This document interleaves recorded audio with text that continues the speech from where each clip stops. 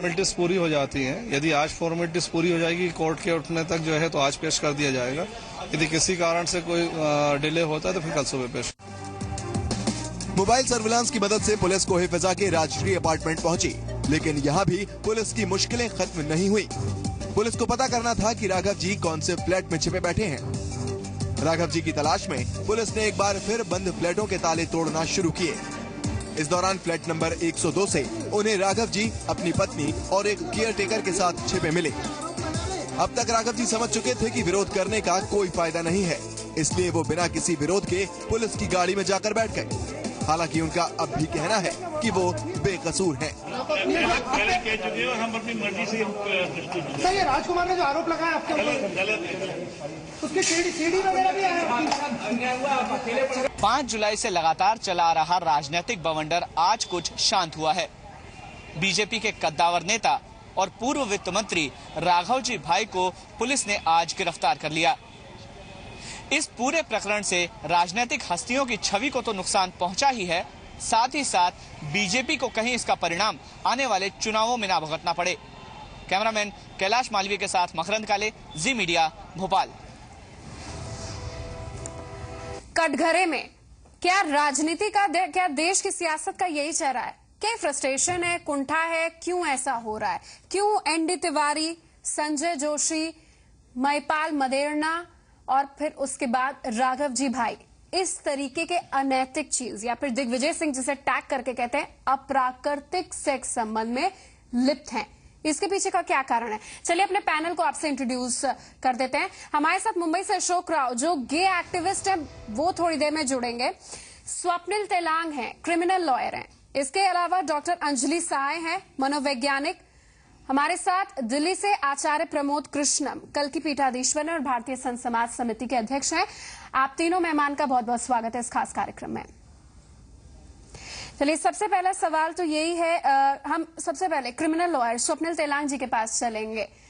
स्वप्निल तेलांग जी, ND Tiwari, Sanjay Joshi, Raghav ji, Abhishek Manu Singhvi, इन सबको एक CD कांड के कारण किसी ने अपनी कुर्सी गंवाई, किसी ने राजनीतिक फजीहत झेली, तो किसी ने अपनी पूरी पार्टी की लुटियाई डुबो दी। धारा 377, 506, 534 के तहत मामला दर्ज किया गया है। किस तरीके का यह अपराध आपको लग रहा है? क्योंकि सियासत में, खासतौर पर एमपी की सियासत में, ये नमूना पहला है। कानून की दृष्टि से देखा जाए तो ये काफी गंभीर अपराध है और इसमें जो है वो कोर्ट भी एक नॉन अवेलेबल ऑफेंस में आता है और इसके लिए कोर्ट भी काफी सेंसिटिव है। जो बहुत से जजमेंट भी आए हैं और इन मामलों में देखा गया है कि आज की स्थिति में जो बन रही है, इसी के लिए कोर्ट भी काफी कहना चाहिए कि इस मामले को गंभीरता से ले रही है और इसी का परिणाम है कि आज इतनी जल्दी ये सब एक्शन होने पर उनको गिरफ्तार किया गया, राघव जी को। और इसमें ये सब कहना चाहिए सेशन ट्रायल के मैटर्स हैं, लोअर कोर्ट में चलते पर अजमानती हैं, कोर्ट भी इनमें बेल इस हिसाब से जल्दी नहीं देती है और एक गंभीर प्रकृति के ये है। और इसमें देखा जाए तो आज की स्थिति जो बन रही है और जो माहौल चल रहा है, एक बहुत जरूरी है कि जब तक लीगली इसमें प्रेशर नहीं आएगा तब तक इनमें रुकावट या किसी तरह का नहीं होगा। इसलिए बहुत आज जो गिरफ्तारी हुई है वो एक प्रेशर और कोर्ट के जो डिसीजंस आ रहे हैं और जो एक्शन हो रहा है उसी से हुआ है इस मैटर्स पे। और जो कहा जाए कि 377 का मैटर है वो काफी गंभीर प्रकृति का है। जिस तरह से एक रेप केस की इसकी डेफिनेशन दी जाती है, 370 में उस डेफिनेशन में ही आता है। अंजलि सहाय जी हमारे साथ हैं, साइकियाट्रिस्ट हैं। अंजलि सहाय जी, देश के बड़े पद और जिनको सबसे ज्यादा जिम्मेदारी सौंपी जाती है वो ही इस तरीके के प्रकरण में क्यों लिप्त हो जाते हैं? क्या ये फ्रस्ट्रेशन है, क्या ये कुंठा है, या फिर क्या ये हार्मोनल चेंज है? और अगर इस तरीके का चेंज है तो ये आम आदमी के साथ तो नहीं हो रहा है, ये उन्हीं के साथ हो रहा है जिनको जिम्मेदारी सौंपी जाती है, जिनको इलेक्ट किया जाता है और जिन पर नैतिक जिम्मेदारी ऐसी होती है कि वो एक आइकन बने, लेकिन तस्वीर तो सिफर है, दूसरी है। देखिए, ऐसा है कि सबसे बड़ी चीज है कि हम इन लोगों को एक ही चीज श्रेणी में रखेंगे कि ये जितने हमारे आपने जितने नाम लिए हैं, ये वरिष्ठ बुजुर्ग मैं कहूंगी इन्हें, ये सारे के सारे एक कामुकता विचलन यानी कि सेक्सुअल डेविएशन के शिकार हैं और कोई भी कारण जब होती है उसके पीछे कोई घटना होता है और हर घटना के पीछे कोई ना कोई कारण होता है। तो पहला तो मनोवैज्ञानिक एक सत्य है कि इन लोगों के अंदर एक मोटिव काम करता है, वो है पावर मोटिव। अच्छा। जब हम किसी उच्च पद पर आसीन हो जाते हैं तो हमारे अंदर ये बहुत जबरदस्त एक फीलिंग होती है कि हमारे पास पावर है, एफिलिएशंस है, हम किसी संघ से, या मैं किसी पार्टी का नाम नहीं लूंगी, ये गलत होगा, हम लोगों से जुड़े हुए हैं और हमारे पास पावर, उस पावर का ये गलत उपयोग करते हैं। दूसरी चीज है कि आपने फ्रैड का नाम हम सभी ने सुना है।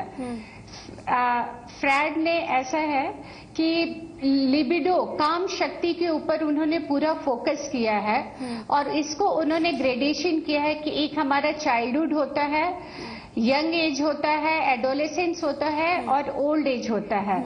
वृद्धावस्था होती है जिसमें कि हमारे बहुत सारे ऐसे सेक्सुअल डिजायर होते हैं जो कि बाल्यावस्था में और युवावस्था आप कह रही हैं कि जो कहीं ना कहीं कुछ आघात हुए रहते हैं, जी, कहीं ना कहीं प्रेस्ड होते हैं और गलत तरीके से वो भर कर आ जाते हैं।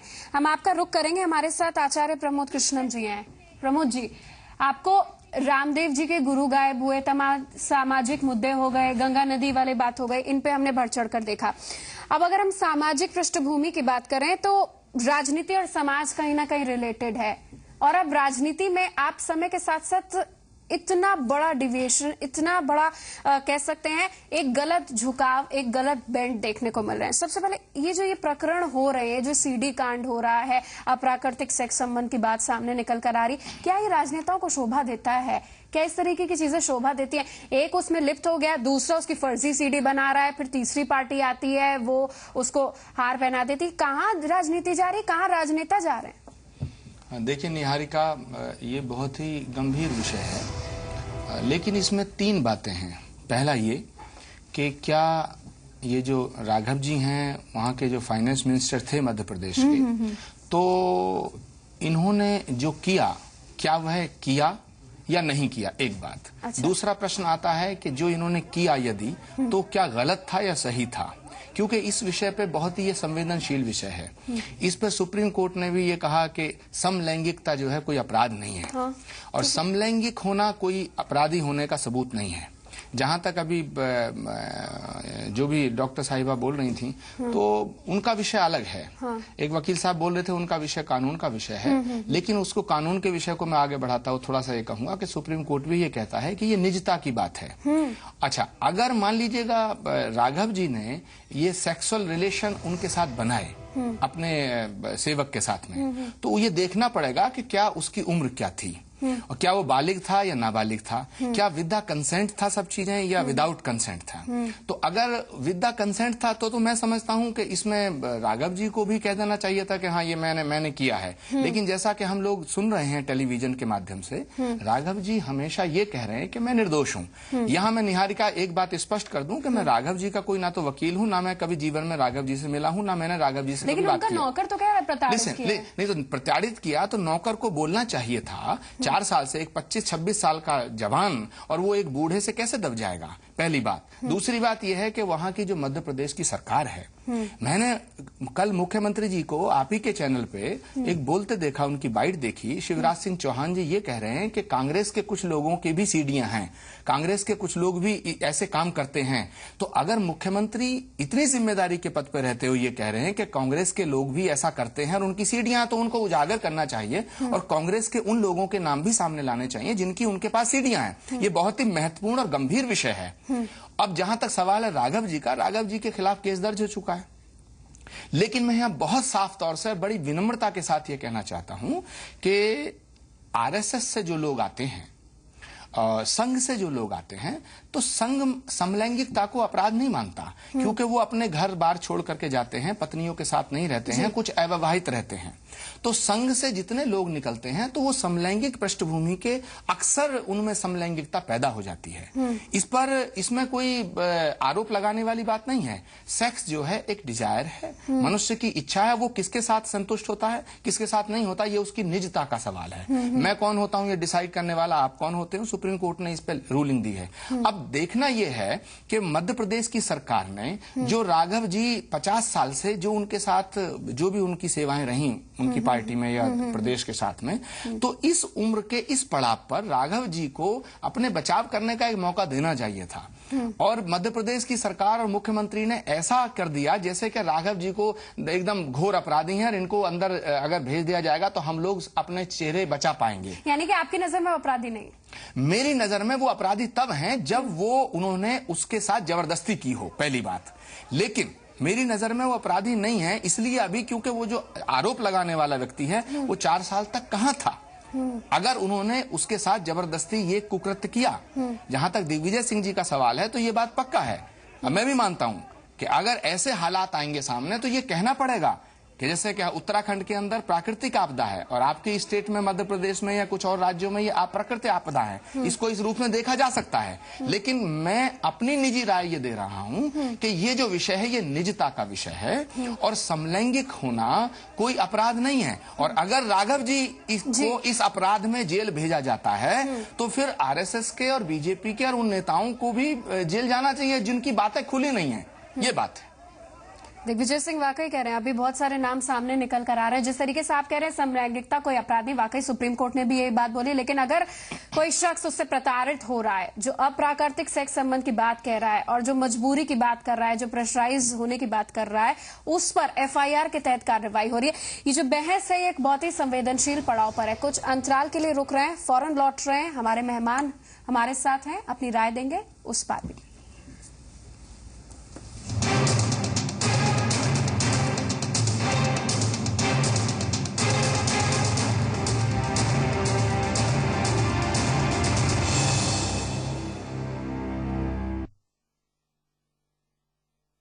प्रायोजक हैं MDH असली मसाले सच MDH और त्वचा के लिए सुरक्षित जेट इको बनियान। इस गर्मी में घर लाइए सुपीरिया ताजगी, सुपीरिया लेमन फ्रेश साबुन के साथ, जिसमें है नींबू और मिंट के कुदरती सत्व। अब 3 साबुन के साथ 1 साबुन बिल्कुल मुफ्त। पीछे पीछे वक्त चला, आगे निकल गए हम तुम, सोचो ऐसा क्या कर गए। शुद्ध प्लस पान मसाला, तुम में भी मैं हूँ। अरे हाँ कर रहा हूँ। अरे प्रजापति, संडे कब है? क्या हुआ? संडे आज ही मना लो। टेंशन थकान उतारने के लिए संडे का इंतजार क्यों? नवरत्न तेल की मालिश से रोज की थकान रोज मिटाओ। नवरत्न तेल लगाओ, हर शाम संडे मनाओ। जेट इको बनियान IIT कानपुर द्वारा प्रमाणित। मैं पहनता हूँ जेट, अब बेचूंगा भी ओनली जेट। हाँ, बनियान बोले तो जेट इको बनियान। पानी के मामले में I never compromise on technology. Live Pure Touch, the next generation RO technology, जो दे सबसे शुद्ध पानी। Come on India, live pure.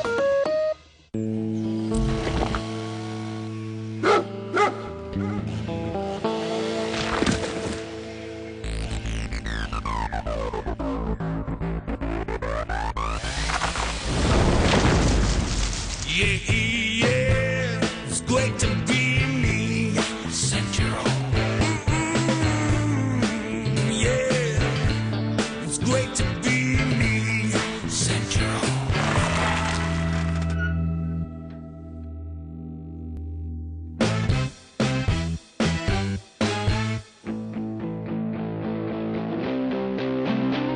It's great to be me. Mahindra Centurion। What? आज फिर बाहर खाना खा के आओगे? और मैंने जो इतना कुछ बनाया, घर का कुछ अच्छा नहीं लगता। लाइफ में डालो थोड़ा गरम मसाला। एवरेस्ट गरम मसाला, खाने में डाले स्पेशल टेस्ट। थोड़ी गरम दाल मिलेगी? टेस्ट में बेस्ट एवरेस्ट। चौथा कहाँ है जिसने मेरे, वो जरूर कोई फौजी था। इसे मौत आसान हुई है मुश्किल। क्या है? इमली। हट, इमली चूसे और बच्ची बन जाए। बच्चे की माँ बन जाओ। चुप कर। अरे तुम फिर से जा रही हो? कितने सारे सवाल हैं। डिलीवरी, दवाइयों का खर्चा। ये लो, तुम इमली चूसो।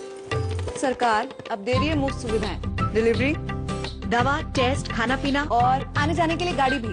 और नवजात शिशु के बीमार होने पर 30 दिन तक की मुफ्त सुविधाएं। जननी शिशु सुरक्षा कार्यक्रम, हर माँ और शिशु का अधिकार।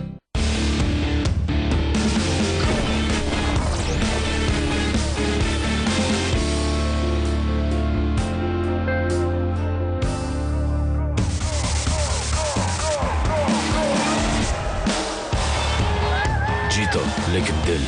डिक्सी स्कॉट इनोवेयर, द अल्टीमेट विनर।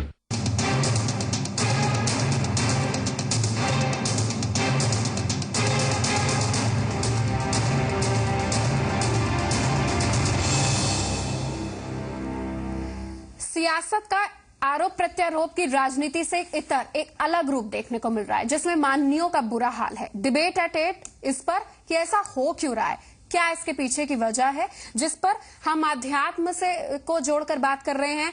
हम इस पे लॉ क्या कहता है, मोरालिटी क्या कहती है, और इसके साथ हमारे अगर साइकोलॉजी की बात करें, मनोवैज्ञानिक की नजर से ऐसा क्यों होता है, इस पर भी बात कर रहे हैं।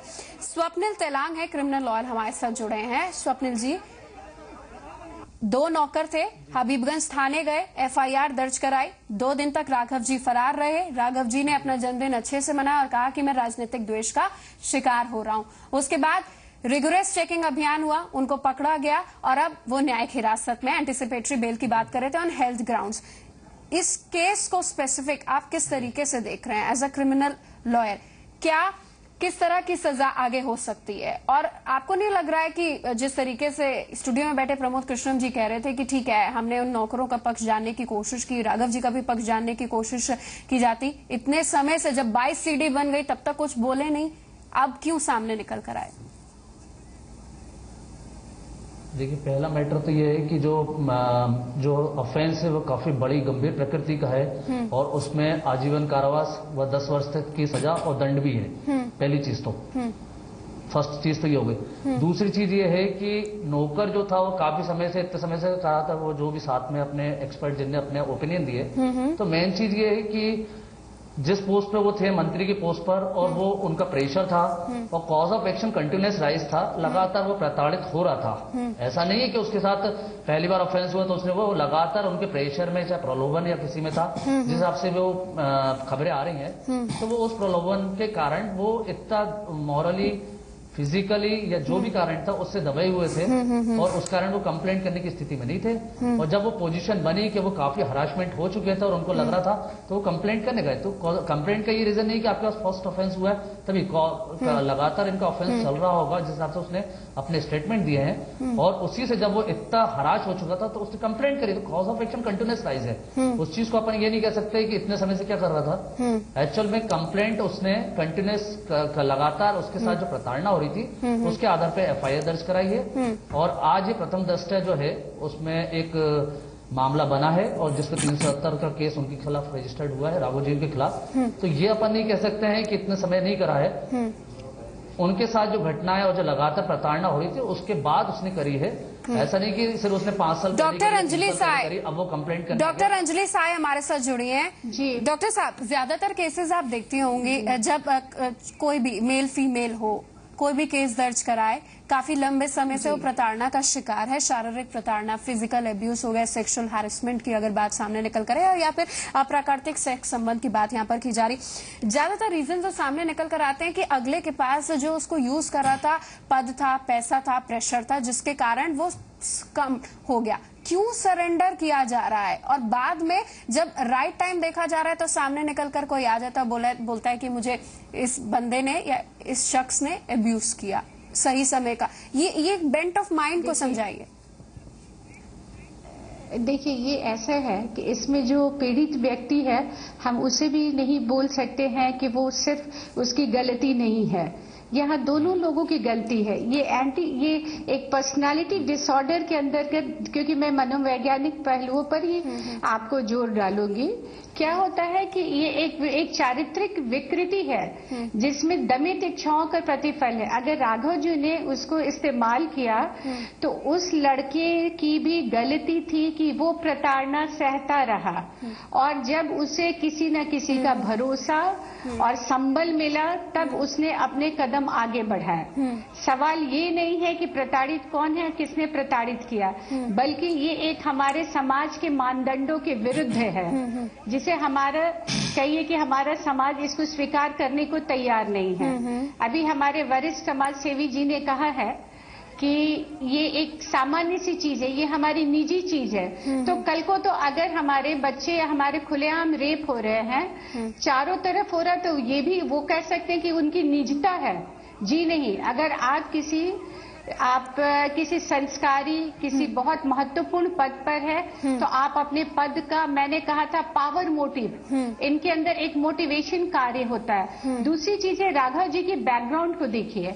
ये अब मैं खुल के कहती हूँ कि ये जिस समाज से बिलोंग करते हैं, मैं नाम नहीं लूंगी, लेकिन वहां पर इच्छाओं को दमित करना सिखाया जाता है, और ये उनकी दमित संकुचित इच्छाओं का प्रतिफल है कि जब उनको एक वरिष्ठ पद मिला 10 साल से, वो एक बहुत ही अच्छे पद पर वित्त मंत्री रहे, तो उन्होंने अपने पद का दुरुपयोग करना शुरू किया। डॉक्टर अंजलि, भारत में आप ऐसे कितने % केसेस देख रही हैं, बताइए। ऐसे जो आजकल की समाज आ रही है, इसमें आपको मैं बता रही हूँ, हमारी WHO के मुताबिक इस तरह के केसेस 0.15.9% आ रहे हैं हमारी जितनी जनसंख्या है, क्योंकि ये प्रताड़ित हो रहे हैं। और ये आप इस आंकड़े को मैं आपको अपने वर्ल्ड हेल्थ रिकॉर्ड के मुताबिक बता रही हूँ। जी जी, क्योंकि क्या होता है कि, और दूसरा चीज है राघव जी के पारिवारिक वातावरण, पत्नी के इसके बारे में ठीक है अंजलि जी हमने समझ लिया। प्रमोद जी आप देखिए, अंजलि जी जो बात कह रही हैं वो अपने दृष्टिकोण से रख रही हैं, मैं उनकी 2 बातों से सहमत नहीं हूं। पहली बात ये है कि अगर किसी व्यक्ति के पास पावर आ जाती है तो वो अप्राकृतिक सेक्स करना शुरू कर देगा, ऐसा नहीं हो सकता है।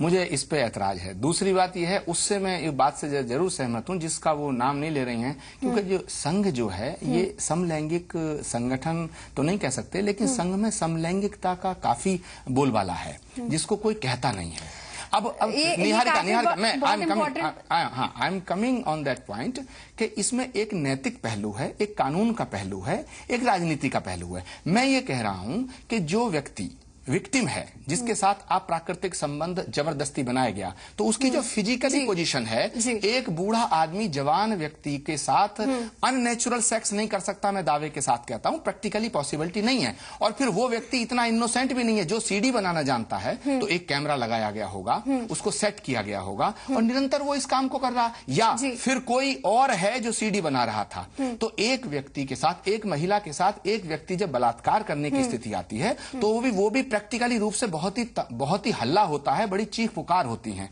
तो एक जवान आदमी के साथ, पुरुष के साथ कोई बूढ़ा व्यक्ति भला ऐसे अप्राकृतिक संबंध कैसे बना सकता है? लेकिन यहाँ तो हुआ है, इस पर बात करेंगे। आपकी बात का आधार क्या है, इसके बारे में भी जानेंगे। छोटे से अंतराल के लिए रुक रहे हैं, फौरन लौट रहे हैं, डिबेट एट 8 जारी है।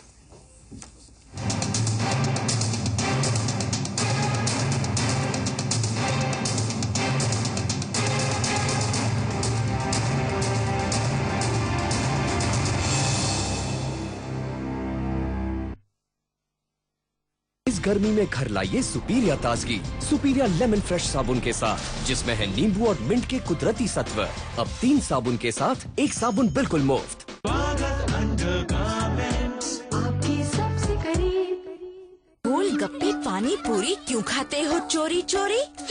जब घर में एवरेस्ट की पानी पूरी, अब नो चोरी चोरी। घर में आई एवरेस्ट की पानी पूरी। एवरेस्ट पानी पूरी मसाला, टेस्ट में बेस्ट मम्मी और एवरेस्ट।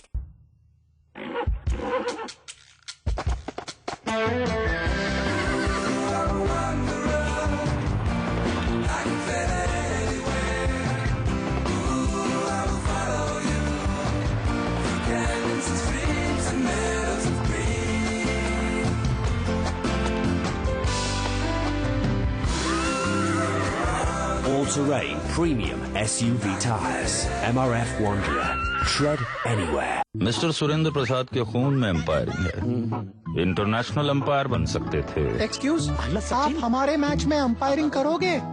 पर मच्छर ने इनका मौका छीन लिया।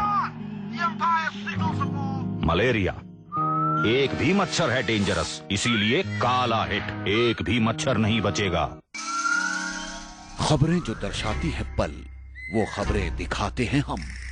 बदलकर बीते कल की तस्वीर एक नई सोच जगाते हैं हम। जी उत्तर प्रदेश उत्तराखंड उपलब्ध है एयरटेल टीवी चैनल नंबर 290 पर और डिश टीवी चैनल नंबर 570 पर। समझदारी से चुने अपना ऑपरेटर। जी उत्तर प्रदेश उत्तराखंड, अपना प्रदेश अपना देश। खबर क्या है, जो आप देखते हैं या जो आप देखना चाहते हैं? वक्त आ गया है जब हर न्यूज में शामिल हों आपके व्यूज। देखिए डेली न्यूज एंड व्यूज सिर्फ जी न्यूज पर।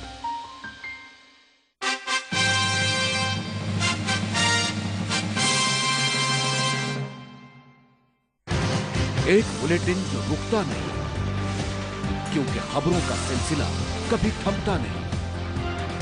देश, विदेश और प्रदेश की नॉन-स्टॉप खबरें देखिए नॉन-स्टॉप 20 में रोज सुबह 10:30 बजे और दोपहर 3 बजे सिर्फ जी उत्तर प्रदेश उत्तराखंड पर। अपना प्रदेश अपना देश।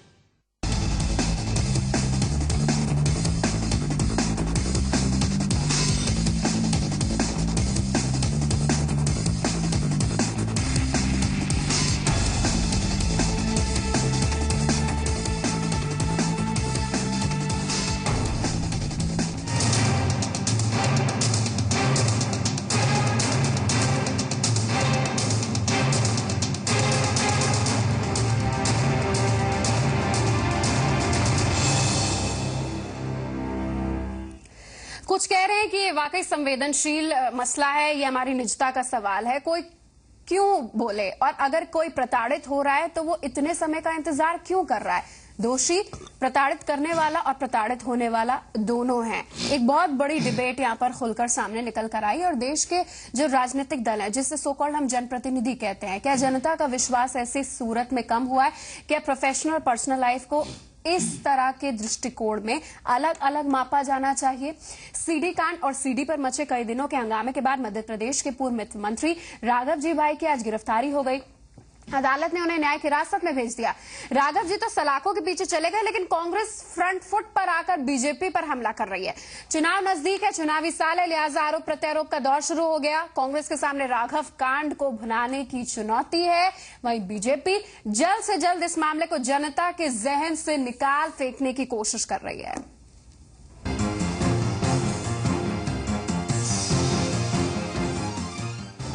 मध्य प्रदेश के पूर्व वित्त मंत्री राघव जी के लिए पुलिस का यह घेरा कोई नई बात नहीं है।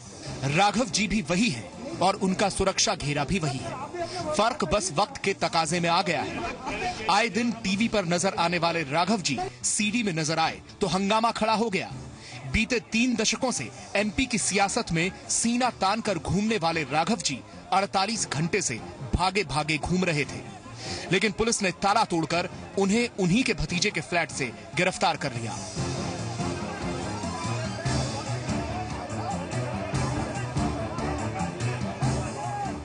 एमपी की सियासत का यह स्तंभ लड़खड़ाया तो अपने बयानों के लिए मशहूर दिग्विजय सिंह को बैठे बिठाए जैसे मौका मिल गया।